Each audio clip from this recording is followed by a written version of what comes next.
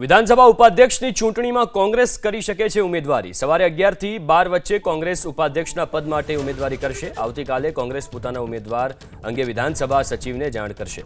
ઓછું સંખ્યાબળ છતાં ઉપાધ્યક્ષની ચૂંટણીમાં ઊભા રાખશે ઉમેદવાર। સૂત્રો તરફથી આ વિગતો મળી રહી છે। દરેક બાબતમાં સરકાર સામે લડત લડવાની રણનીતિના ભાગરૂપે ઉમેદવાર ઊભા રાખવામાં આવશે।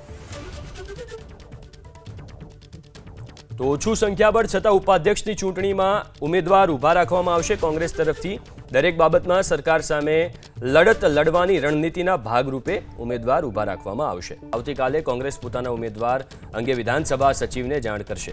ઓછું સંખ્યાબળ છતાં ઉપાધ્યક્ષની ચૂંટણીમાં ઊભા રાખશે ઉમેદવાર। સૂત્રો તરફથી આ વિગતો મળી રહી છે। દરેક બાબતમાં સરકાર સામે લડત લડવાની રણનીતિના ભાગરૂપે ઉમેદવાર ઊભા રાખવામાં આવશે। તો ઓછું સંખ્યાબળ છતાં ઉપાધ્યક્ષની ચૂંટણીમાં ઉમેદવાર ઊભા રાખવામાં આવશે। કોંગ્રેસ તરફથી દરેક બાબતમાં સરકાર સામે લડત લડવાની રણનીતિના ભાગરૂપે ઉમેદવાર ઊભા રાખવામાં આવશે।